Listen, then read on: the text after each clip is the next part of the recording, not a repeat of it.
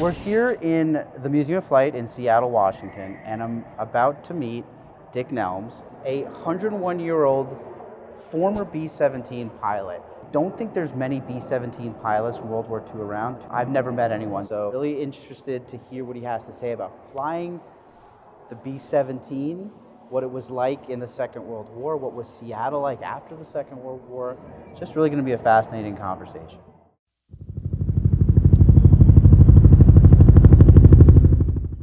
So Dick, can we start with your childhood? Where were you born? In Cleveland, Ohio. Cleveland, Ohio. And you moved from Cleveland to South Carolina? Niagara Falls, New York. Okay. When I was 2.5 years old, so I'm not a Clevelander. I wouldn't want to, accuse you of such. And where did you actually join the service? What part of the country? In Columbia, South Carolina. That's when the war started. So, were you in college? Where were you when you signed up? I was working at the Atlantic and Pacific Tea Company. Atlantic and Pacific Tea Company. So before we talk about the service, obviously there's a big part of art and graphic design that's part of you. Were you always drawn to art and drawing? I always liked to draw, just fooling around. Generally cartoons, stuff, it didn't make any difference. And after the war, we veterans had to decide whether we wanted to re-enlist in the regular Army. See, it was the AUS at the time, Army of the United States. Re-enlist in the regular Army Air Force or become a civilian. And I asked the general who was interviewing me, "Sir, would I still be flying?" "Oh, sure, Nelms, you'd be flying, but probably a pencil." And in other words, they wanted this and me sitting behind a desk, and they could get pilots just like that, see. And I said, "Well, thank you, sir. You've hit it right on the nose. I am going to art school and become a commercial artist." And that's what you did? And I did. That's amazing. So when you were a young boy, before you joined the service in 44, is that correct? 1940? 43. 43, apologies. So before 1943, were you attracted to aviation? Were you doodling airplanes? Not so much, but I was building models. Oh, wow, yeah. Okay. And when I was a child, like anywhere 7, 8, 9, a plane would fly over it, we'd run outside, airplane. Wow. Just didn't see them much. Yeah. And a lot of them were World War II Jennies, That's amazing. So, but they were designing and building them almost secretly. The Bell aircraft came out with the Air Cobra, P-39. That's right, beautiful aircraft. Yeah, beautiful. Can you, for a lot of people, they may not understand what it was like after Pearl Harbor, what the feeling across the United States to serve was. Can you talk a little bit about that? All I heard was, we're going to knock down those bamboo shacks over there in 2 weeks. Nobody had any idea of how far Japan had gone in their war preparation. Right. So was there a sense of patriotism to join? What was it? Was it the fever pitch to sign up? Pretty much. Yeah. I did. And you were how old when you joined? Well, I had to wait till I was 19. Oh, the ripe old age of 19. To get into the Army Air Force Aviation Cadet Corps. And then I had to have my mother sign, parent or guardian had to sign to let you go. My father had passed away a year before, and she didn't want to sign it. Had that application, put it in front of her for breakfast every morning. 3 months. I said, "Mom," I stood up, I said, "Mom, look at me. 5'7" and a half, 135 pounds. What chance am I going to have on the ground?" That's great. So she signed.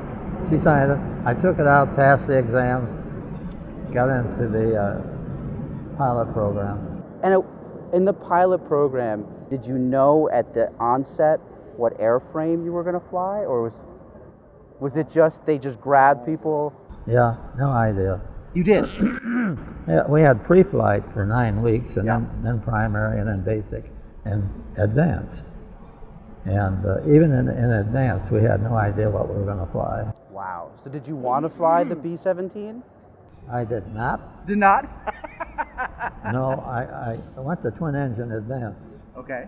And I said, wow, maybe a P-38, maybe the Sexy airplane. A-20 Yeah. or something light, even a B-26.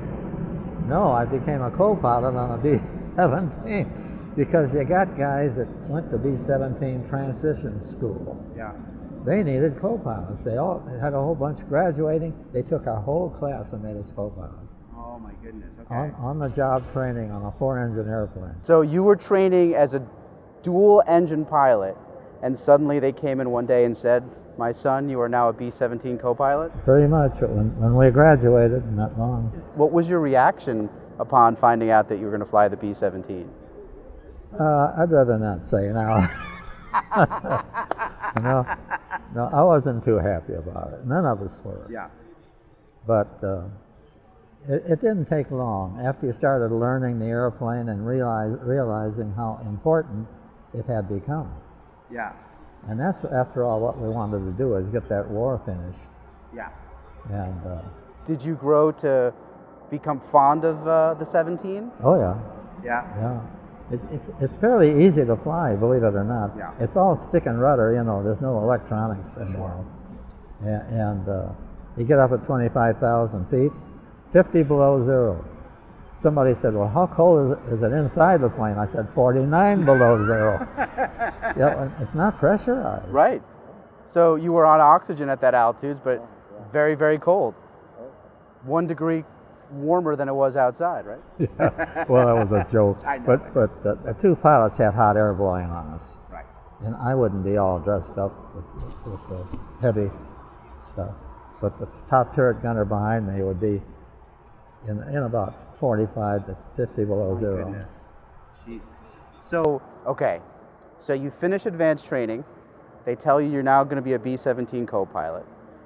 What, do you go to like a transition, airframe specific training? Is that what happened? Well, went to Salt Lake City, where the crew became a crew. Okay. Got 10 guys. So you were assigned, all 10 of you functioned for the duration as a complete crew. Okay. So you met up with your crew. Sorry, please. Met up with the crew. Then we went to Dalhart, Texas, where we trained as a crew, dropping bombs at night, wood bombs on a shack. and in fact, when you hit the shack, that's what they call them. When you hit a target, they'd call it, you got a shack today. That's great. But anyway... And I just have to ask for you, when you got to Europe, just fast forwarding, correct me if I'm wrong, but the Americans were bombing during daylight, correct? Oh. So was that nighttime training? Was that something that came in handy, or was it? It was kind of the only time we had to do it, I guess. Is that right? So you went from nighttime bombing a shack to daylight raids over Germany. Yeah. Wow. Okay, I'm sorry. So, okay. It all changed anyway. Yeah. The bombardiers on all of these airplanes did not sight on a target. They only had one bombardier. And people say, oh, I thought we'd have 18 aircrafts. Yeah. All going together. And people would say, oh, I thought they all sighted on the target. Well, think about it. They're all sighting on the target, and they get over the target, and they all crash together. Because they're telling the pilot, Right. most of the time the northern bomb sight is flying the airplane by then. And he makes a change on his vertical crosshair. The airplane will follow and pick up that corrected heading. Yeah. So there'd be the lead aircraft would have the actual bombardier, and everyone else would follow them. You have your excellent bombardier and navigator both. Got it. Okay, so Salt Lake City, you form with your crew of 10, and is that from where you then fly to Europe? No, we went to Dalhart, Texas first, Okay. and then finished there. Okay. Went to Kearney, Nebraska, picked up a brand new airplane, had to sign for it, $155,000. We joked about it. We'd say, we better not lose this thing. Why they had to sign for it, I don't know. It's just the military. It's about right. But anyway, then we flew to Gander, Newfoundland, and over to Ireland. Okay. They took it away from us and sent it to a modification center. Thank goodness. They put armor plating behind the pilot. Saved my life one day. Wow. It was Belfast, Northern Ireland. Took a bus to Belfast, got on a ferry, went to, I can't remember the name, but Scotland. Yeah. Got on a train, went to Stowmarket, got on buses and went to my base. And all manners of transportation in one day. Wow. So when you got to England, that's where the B-17 eventually met you, that you had signed for. Yeah. Okay. Well, it's not the same one, but. Okay. But you had, okay, so they would rotate the plane, okay. So talk to me about your first time flying over France and Germany. First mission? Yes. Well, they did not let a new crew like us, even after we'd had transition and orientation and things, to go off by themselves on the first mission. They would take a person like me, that was a co-pilot at the time, and relieve a co-pilot in a veteran crew. Yeah. So I'd be flying with a veteran crew, didn't know any of them, and go over and get shot at for the first time and say, wow, this isn't Hollywood, is it? Right. Do you remember where you flew over where your first mission was to? It was Germany. Germany, wow. It was submarine pens in up North Germany, Kiel. Yeah. Got some anti-aircraft fire, but not a lot. It really didn't scare me. The anti-aircraft, the flak didn't scare you? No, it was just, all the stuff was new, you know. Yeah, so you didn't know enough to be scared yet, is well, that? I wasn't going to, even if I wasn't going to let these other guys know it. You know? So that was your first mission. Did you ever come across fighters? Oh, yeah. Which was more concerning to you? Was it the fighters or the flak, or was it something else? Fighters. Yeah. It not only were they more accurate in shooting you down, but it was much more personal. Yeah. You know, they're aiming. If you you a Navy veteran. Yeah. That machine gun's part of the person. Yeah.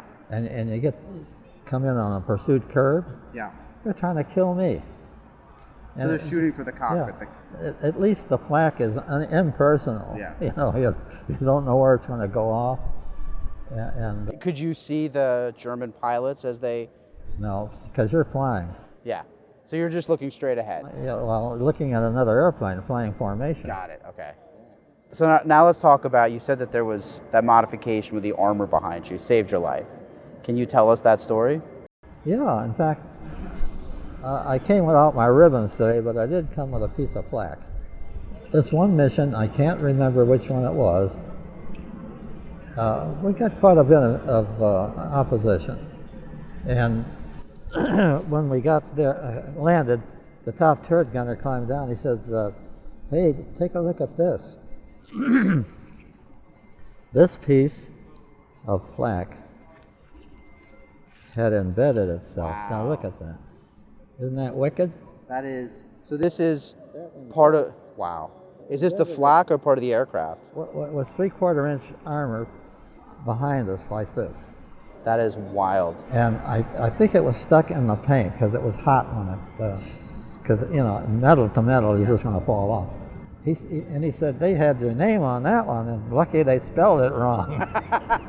He was always joking. So that was right behind. Right there. Wow. So we're talking about. It would have killed me.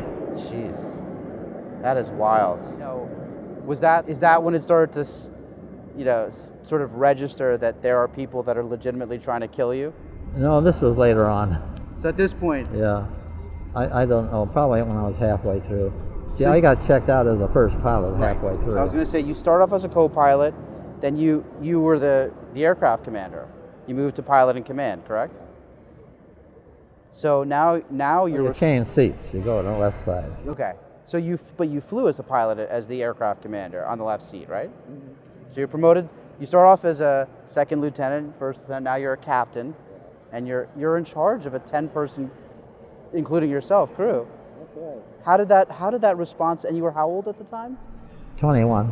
21 years old. You're in charge of a 10-man crew flying combat missions over France and Germany. Did the enormity of that responsibility strike you at all? Well, by then, you'd learned to conquer fear, or you shouldn't be up there. Yeah. And everything seemed to fall in place. I never had to admonish this crew. I never had, you know, you see pictures like the one that the Masters of the Air where they're all yelling to each other. We'd go fly a whole mission and not a word would be spoken. Really? It would happen. It was just... Why speak? You know, the only, excuse me, the only time you'd speak would be if you had fighter attacks. Yeah. You know, 12 o'clock level, 3 o'clock low, things like that.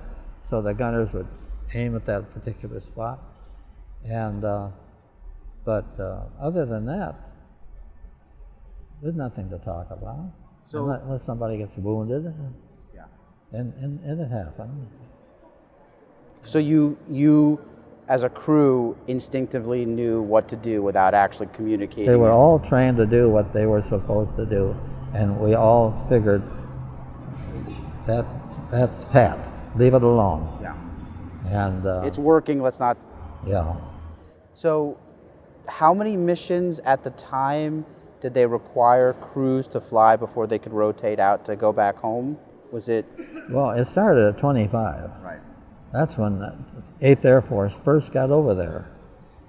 In fact, as far as I know, and I haven't been able to find out anything different, the 8th Air Force was the only instrument the United States was battling Germany with at that time. Yeah.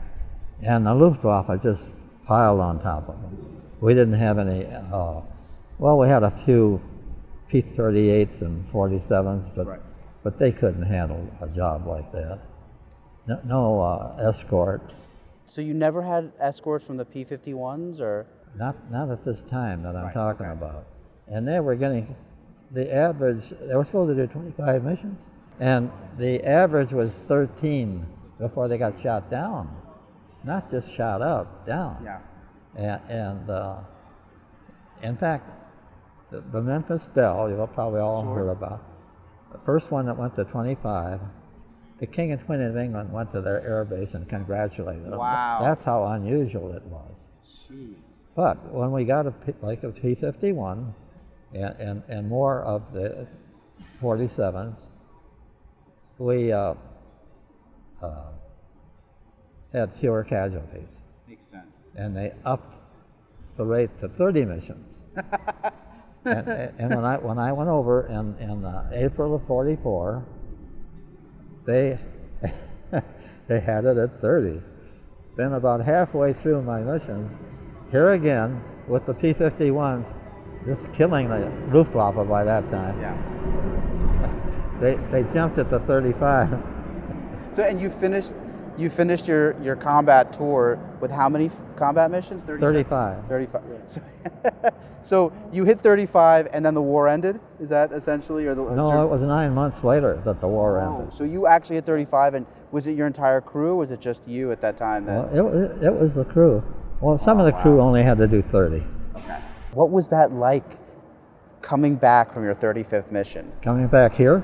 Coming, like, after you drop your bombs, you're coming back to your base. Oh, on that mission. Not a heck of a lot different. Did it strike you that you had just beaten the odds at that point? Well, I buzzed the field, and the engineer was firing flares out of the top of the flame. That's awesome. The ball turret gunner stayed in there. And he said, "You got 5 feet." I was going. I had to watch it because the propeller arc is below the airplane. You know. But was it at this point when you hit that 35 number? Was it still relatively rare for pilots to hit that, to make it to 35? Not really. No. Oh, really? Okay. No. Thousands of us got home. Yes, of course. Thousands of us are still over there. Yes. I have friends under White Crosses right now. And that's one reason I'm here.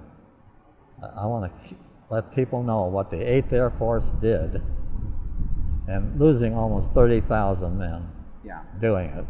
I've heard that there were more casualties in the Air Corps than there were on the ground. And the Marine Corps. Yeah, I mean, it was, if it's not more, it's significantly, I mean, the amount of numbers, you said 30,000 for the 8th Air Force, I mean, the number that we lost it with air crews is astronomical. It's hard to even fathom. So you made it to 35. Yeah. Like, what's the process? Do you stay on, just not in a flying status or a combat flying status? Actually, I did, because I wanted to be home for Christmas. You know, sentimentality. Yes. 21-year-old. Right. And I still had 3 or 4 years to go before the brain got it. But I asked the operations officer, "You got something I can do here until you could cut me loose and get me home for Christmas?" Because it was September, early September. And he said, "Sure, we'll make you squadron duty officer. You'll have a Jeep and you'll run around and take care of things." And he called me in one day and said, "Time to go." And it was, I think it was November, late November. And I said, "Isn't this a little early?" He said, "You wait and see." So I went to Scotland and stayed there for about 35 or 40 days, I can't remember. Yeah. Before the Queen Elizabeth docked at Glasgow. And so I went home on the Queen Elizabeth, as well as thousands of other guys. Sure. They had that boat packed. Wow. And What was that like? Was it just this momentous it wave was of relief? rough. It was rough. One of the roughest missions. They had 30-foot waves. Oh my goodness. And just up and down. And then they'd have to change course every 30 seconds or so. Because the submarines. To, right? yeah. Didn't give the subs a chance to sight on them.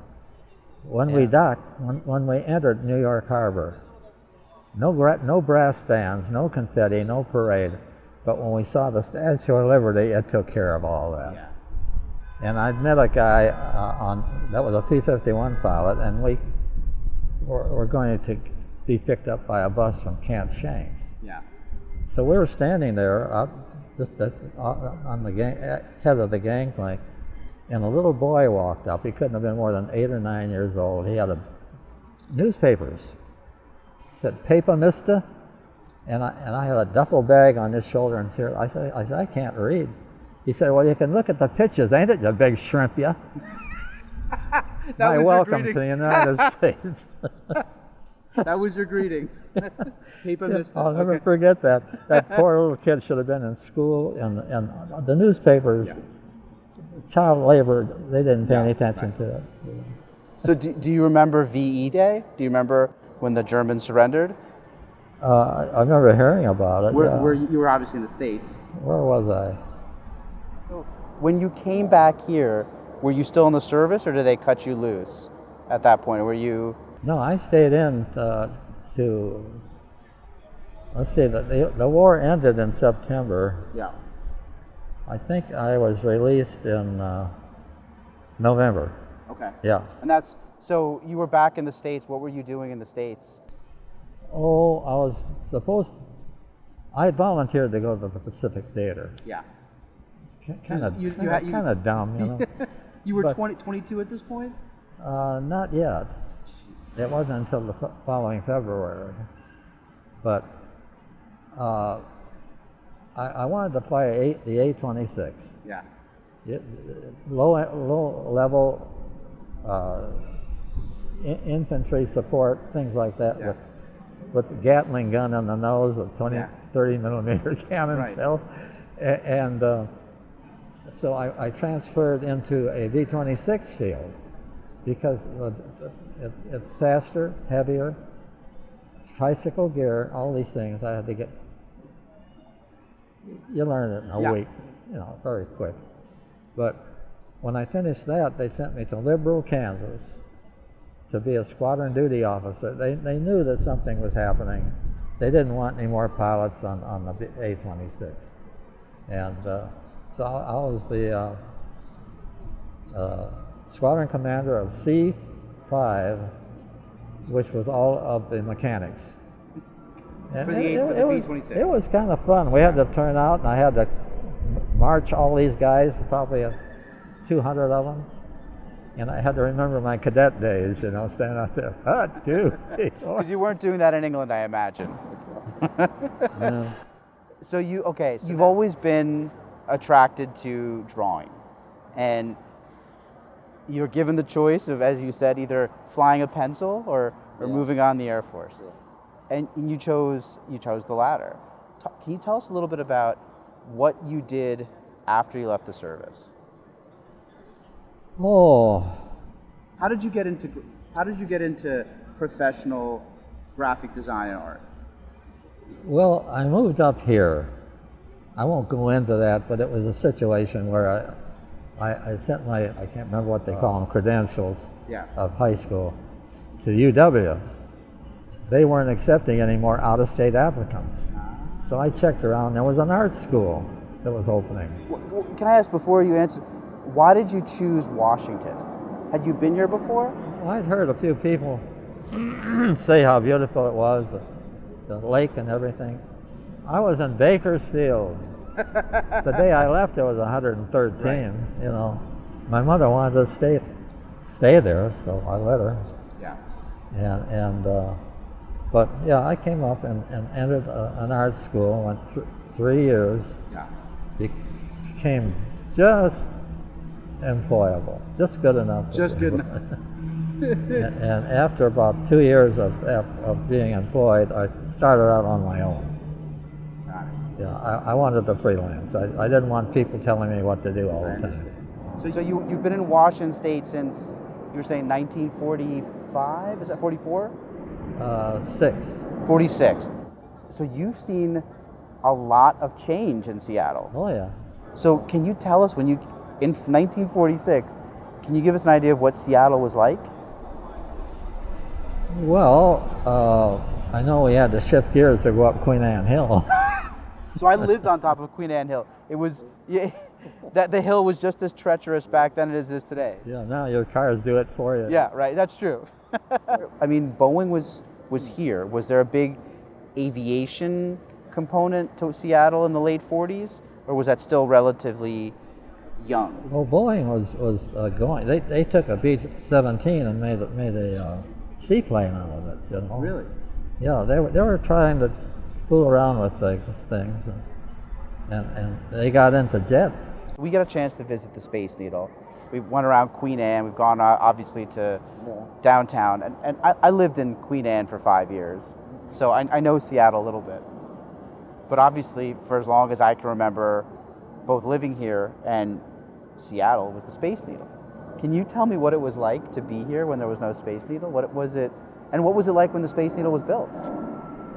Well, there was a lot going on when that was built because the World's Fair of '62 was going to happen, and the Space Needle was the crowning point. Was that something that connected with you? Yeah, it was all kind of interesting. The largest city I remember being in was Niagara Falls. Columbia wasn't very big, but Seattle was bigger. Yeah. And after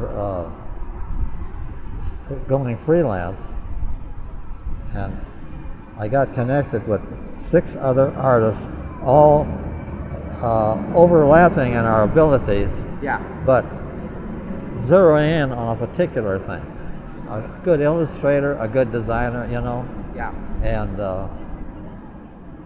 one of them moved to Mercer Island, and he was saying how wonderful it was. We went over there at 1953. My wife, I was married now, picked a lot, built a house in ¡54, and I've been there ever since. Oh, wow. The only trouble now is that they're taxing me right out of my shoes. Boy. Oh, gee.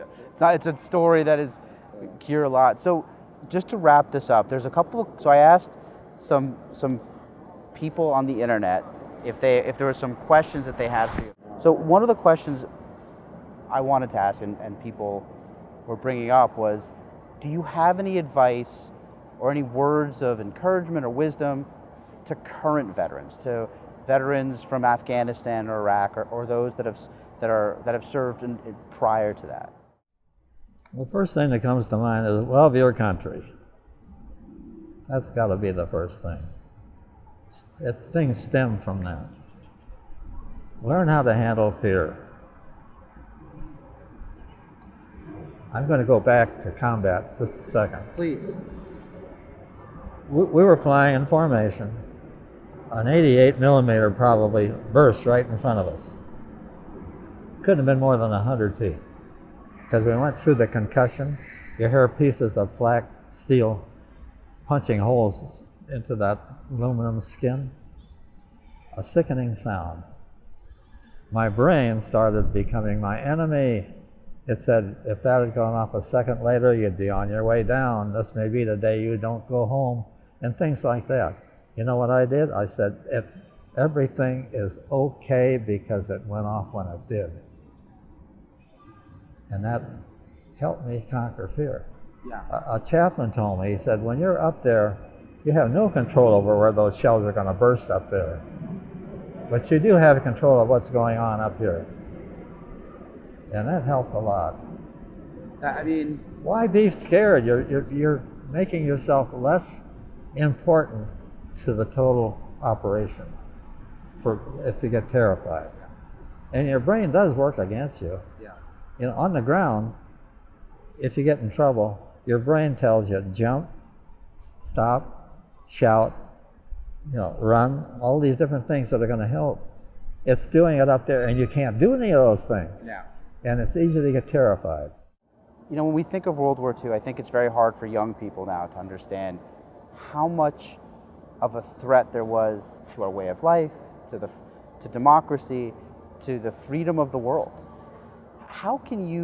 What words would you pass on to young people for them to understand the idea that freedom isn't always guaranteed, that there needs to be young women and men that help guarantee that freedom? What words do you have to put that in perspective? I mean, it was your generation that helped liberate, Europe, that helped keep the free world free. That's a difficult one because everybody's a little different. Sure. The first thing I tell them is go to school, study hard, ask questions. Don't be afraid of learning something, history about your country. And all the things that had to be done to have it achieved the way it is today. Yeah. If you don't like some of the things that are done today, vote. Don't get out on the street and start shooting things. Vote. Vote. And we're at a real crossroads right now. Yeah. And but we can't get into that.